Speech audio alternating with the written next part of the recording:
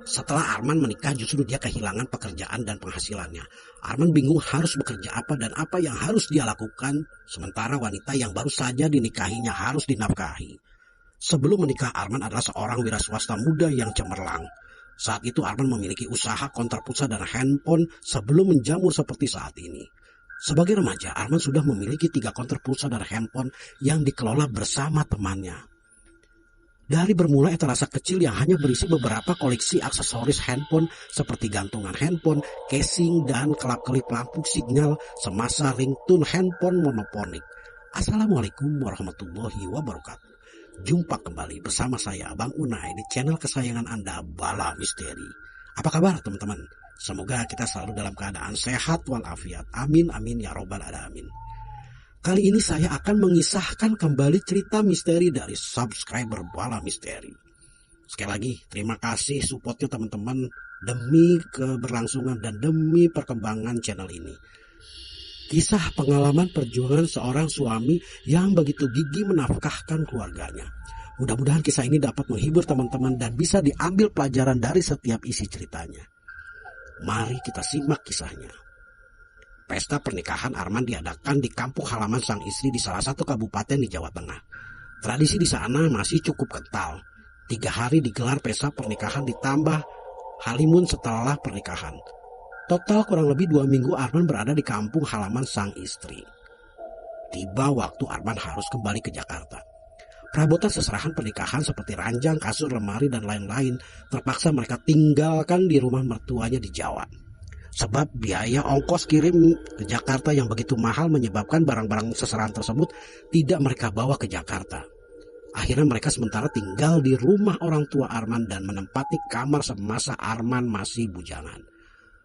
Rumah orang tua Arman dan kamar tersebut menyatu dengan konter handphone pulsa. Sesampai Arman di Jakarta, dia pun terkejut melihat barang dagangan habis. Dan hal ini membuat Arman bertanya-tanya. Sebab sebelum dia meninggalkan Jakarta, isi etalase dipenuhi oleh berbagai macam jenis handphone second, aksesoris, dan lainnya. Menurut informasi, selama Arman di Jawa, pengelolaan keuangan di 3 cabang konter tersebut berantakan. Bahkan 2 cabang konter lainnya sudah beberapa hari ini tidak buka. Dikarenakan limit saldo pulsa elektronik habis sama sekali. Dan tidak ada lagi uang untuk dibelanjakan kembali ke agen. Yang sebelumnya minimal 1 hari limit saldo pulsa elektronik 1-2 juta per hari setiap konter. Arman pun memanggil kedua karyawan kepercayaannya. Separah inikah keuangan usaha kita? Baru aku tinggal 2 minggu saja. Tegas Arman ke karyawannya. Kami tidak ngerti bang. Berapa kali Mas Ali meminta uang kadang pulsa dengan jumlah yang tidak sedikit. Dan entah itu untuk siapa. Jelas kompak mereka. Tapi kok di antara kalian sama sekali tidak ada yang mencoba melarang atau minimal menghubungiku? Tanya kembali Arman. Enggak berani bang, jawab mereka. Terjadi diskusi alot antara Arman dan kedua karyawannya. Kesimpulannya, usaha konter Arman dan partnernya pun tidak bisa lagi diselamatkan dan terpaksa gulung tikar. Kini Arman menganggur, tidak memiliki penghasilan dan pekerjaan. Sementara dia harus menafkahi dan membiayai hidup sang istri. Arman bingung, entah apa yang harus dia kerjakan. Semua barang-barang Arman pun terpaksa dijual untuk modal usaha sang istri dan biaya hidup sehari-hari. Sampai-sampai terpaksa handphone dan kendaraan roda 2 terpaksa dijual. Sang istri berinisiatif membuka usaha aneka minuman dan jajanan anak-anak di halaman kamar Arman dan istri bekas konter handphone sebelumnya. Hal ini terpaksa dilakukan oleh sang istri untuk memenuhi kebutuhan hidup sehari-hari mereka. Apakah aku harus kembali bekerja sebagai cleaning service ya? Gak apa-apalah, aku mulai dari nol lagi. Bisik dalam hati Arman. Sebenarnya sebelum Arman memiliki usaha konter, dia pernah bekerja sebagai cleaning service di salah satu perusahaan building manajemen. Akhirnya dia pun mencoba peruntungan untuk melamar di salah satu perusahaan PMA yang bergerak di bidang facility service yang cukup terkemuka di Indonesia. Dan Arman melamar untuk divisi housekeeping atau cleaning service. Alhamdulillah, rezeki menghampiri Arman. Arman pun diterima di perusahaan tersebut dan ditempatkan di area kerja apartemen mewah sekelas hotel bintang 5. Lokasi apartemen tersebut kurang lebih 3 kilometer dari rumah Arman. Apartemen yang berdiri tegak dengan 4 tower yang masing-masing tower tingginya 30 lantai. Dan didukung oleh fasilitas gedung yang mewah dan penjagaan yang berlapis super ketat. Namun sangat timpang. Pemberlakuan dari perusahaan outsourcing tempat Arman bernaung, Arman menerima gaji semasa magang hanya 450.000 per bulan.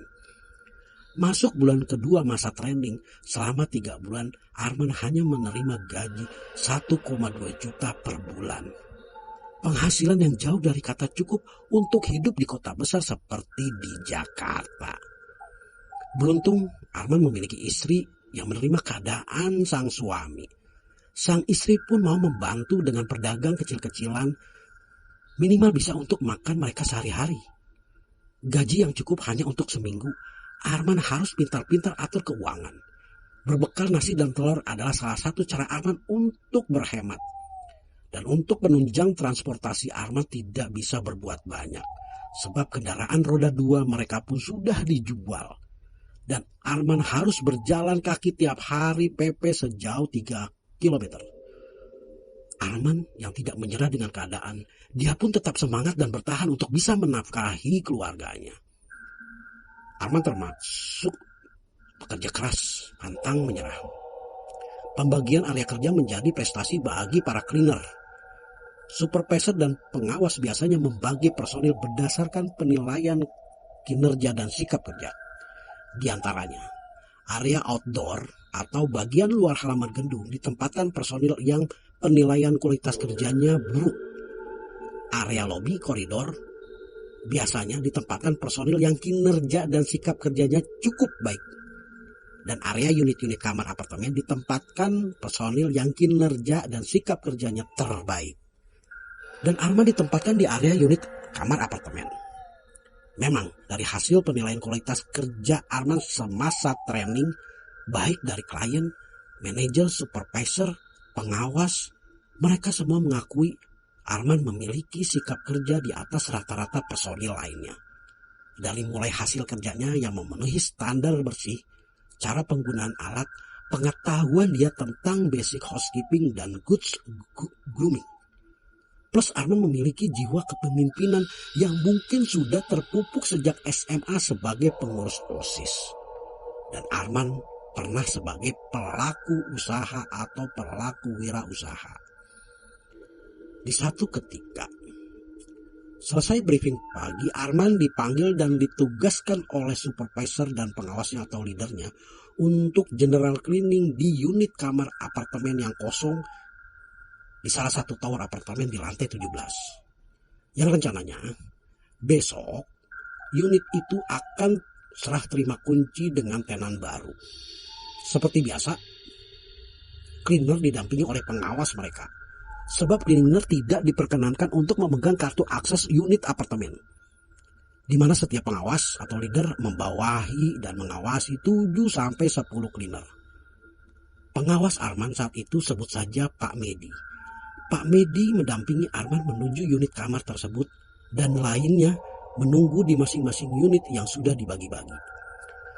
Setelah akses dibuka menggunakan kartu tap digital, Arman pun masuk ke unit kamar apartemen untuk memulai pekerjaannya. Unit kamar apartemen yang terdiri dari sisi lift yaitu dapur, living room atau ruang tamu, ruang makan, master bedroom, second bedroom, dan toilet mewah yang semuanya terbuat dari lantai dan dinding marmer. Selama bekerja, cleaner tidak diperkenankan membawa alat komunikasi atau handphone. Dan kebetulan Arman pun tidak memiliki handphone. Boro-boro berpikir handphone. Untuk makan pun Arman masih jauh dari kata layak atau cukup. Sesuai standar prosedur pekerjaan, Arman mulai mengerjakan pekerjaan kamar unit dari toilet. Saat Arman mulai pekerjaannya, dia mendengar langkah kaki seseorang yang dia pikir adalah pengawasnya Pak Medi. Tetapi aneh, tidak terdengar suara HTI yang biasa dibawa pengawas. Sejenak Arman terdiam dan mencoba menelisik kembali suara langkah kaki itu. Kembali terdengar. Arman mencoba mengarahkan pandangannya menuju cermin besar yang berada di toilet. Dan nampak begitu cepat sosok hitam melintas dari kaca cermin besar itu. Seketika itu juga bulu kuduk Arman merinding. "Halo, siapa tuh?" panggil Arman. Arman mencoba untuk menenangkan diri dan tidak memperdulikan suara langkah kaki dan penampakan tadi. "Masa sih pagi-pagi gini sudah ada setan?" bisik dalam hati Arman. Arman pun kembali melanjutkan pekerjaannya. Kali ini terdengar suara kursi yang ditarik dari ruang makan. Arman kembali berhenti dan memperhatikan suara itu. "Halo, siapa tuh?" Kembali Arman mencoba untuk berinteraksi. Dan Arman berjalan perlahan menuju pintu toilet untuk memastikan sumber suara kursi tadi. Sampai di depan pintu toilet bersebelahan dengan ruang makan, Arman memperhatikan awalnya kursi tertata rapih saat Arman masuk unit kamar apartemen itu. Dan sangat jelas ada satu kursi berubah posisi. Tidak ada siapa-siapa. Tapi kok kursi itu berubah posisi ya? "Halo, siapa tuh?" Lagi-lagi Arman mencoba untuk berinteraksi.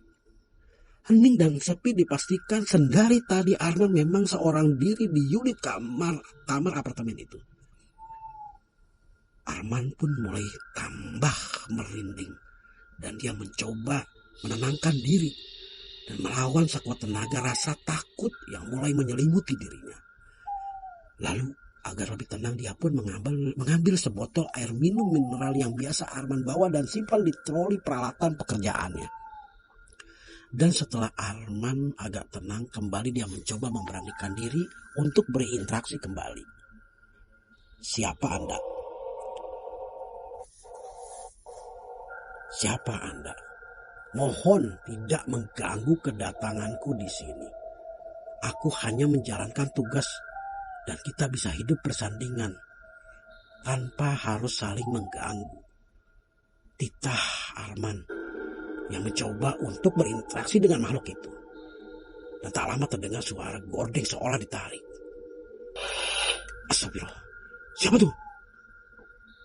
Kembali hening. Aduh, kalau begini caranya kerjaanku tidak akan selesai-selesai. Arman sebagai cleaner percontohan tidak ingin hasil pekerjaannya dinilai buruk oleh pengawasnya. Dia mencoba melawan rasa takut dan tidak pedulikan suara-suara aneh yang terdengar dari setiap sisi ruang kamar unit itu. Selesai pembersihan toilet, Arman pun lanjut ke ruang makan dan berlanjut ke second bedroom. Cukup sampai di sini dulu lah. Nanti selepas istirahat aku akan lanjut ke kamar-kamar lainnya, bisik Arman dalam hatinya. Waktu menunjukkan pukul 12.05 waktu Indonesia bagian Barat. Arman pun merapikan peralatan pekerjaannya, peralatan kebersihannya untuk hendak dia beristirahat. Arman menunggu Pak Medi di depan lift. Lift apartemen adalah akses tenan yang langsung untuk keluar masuk unit kamar apartemen. Aneh, kok Pak Medi belum juga kesini ya? Dan air minumku sudah habis lagi. Tanya dalam diri Arman.